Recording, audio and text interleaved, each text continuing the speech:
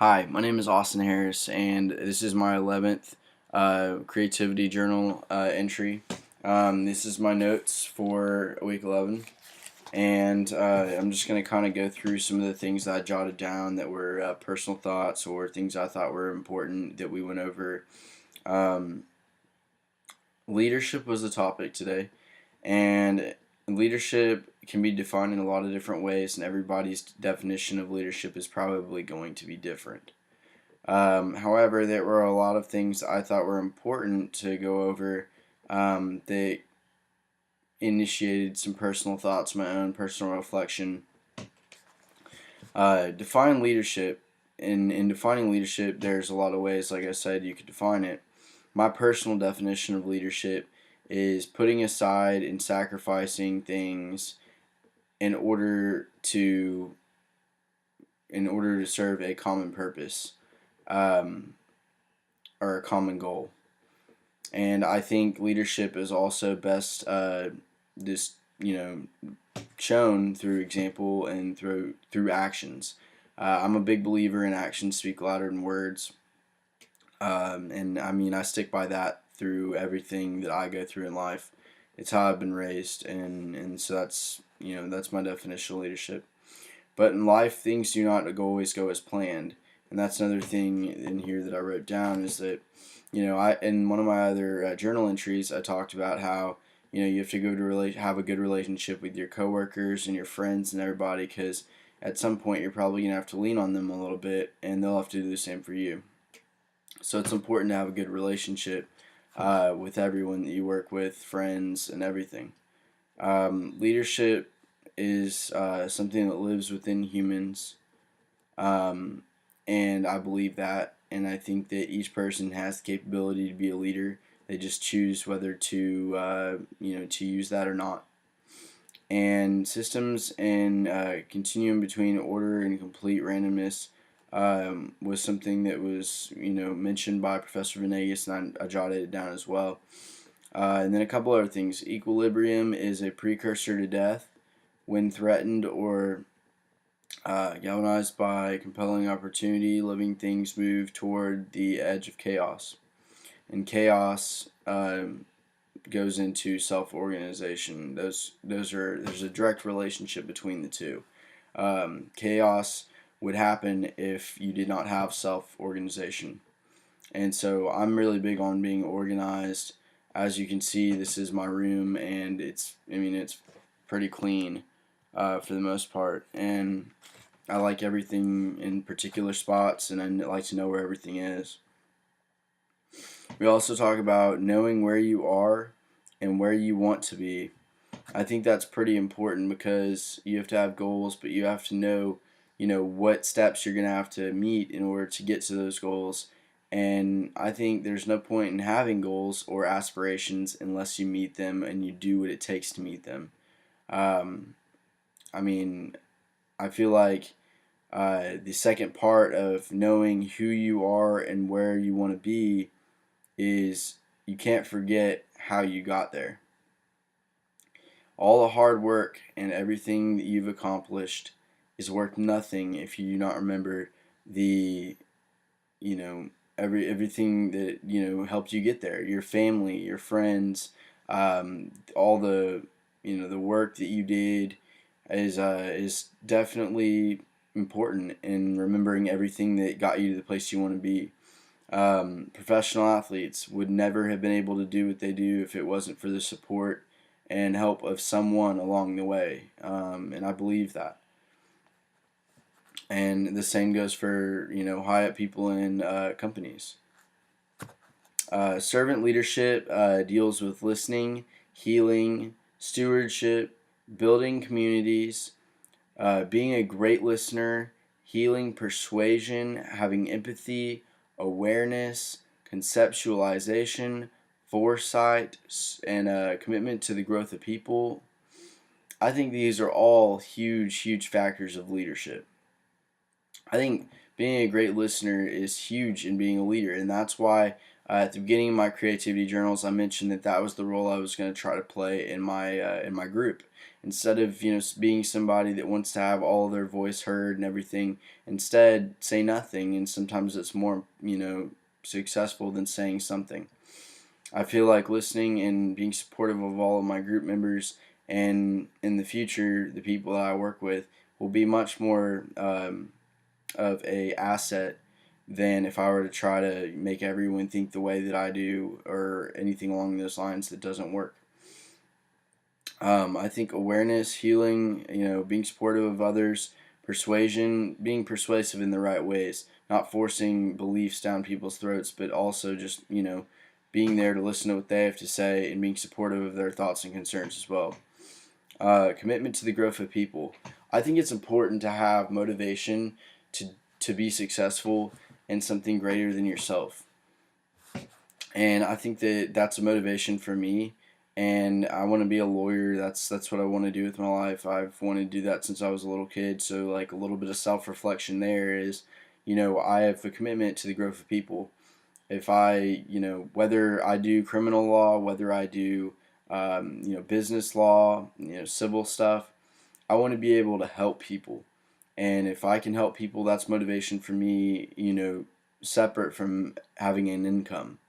And waking up every day knowing that I'm helping people is a pretty positive thing to know. What guides your life as a leader? What guides me? Um, I think my family and my friends and my faith, all of those things play a pretty big part in the leadership that I have. I try to lead by example.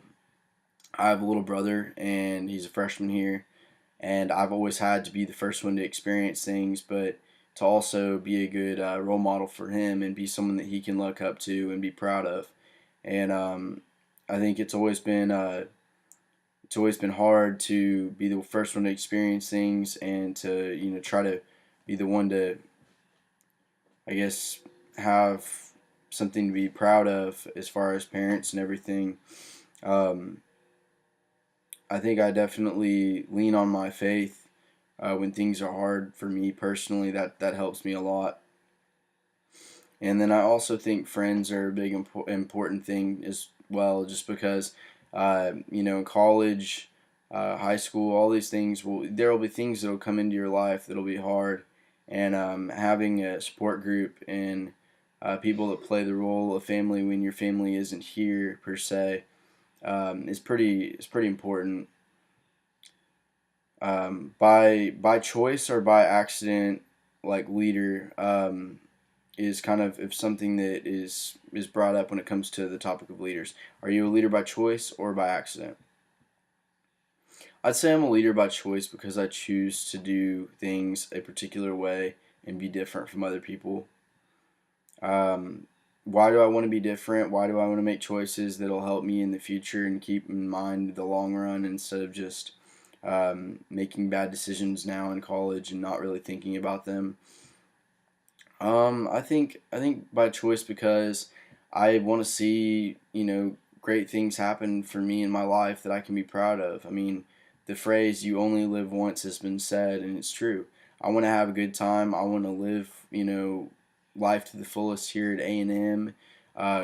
Growing up, I've had a wonderful childhood. I look at it as I can now be proactive about my future and have a good time at the same time.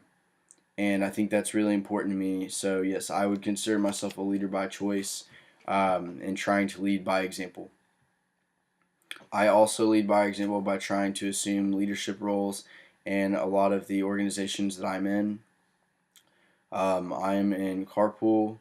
I am in Pre Law Society. I am in a fraternity that I am the vice president of philanthropy for, and I'm really really big on doing things for other people in service, and that's a passion that I have, and I've done very well in that.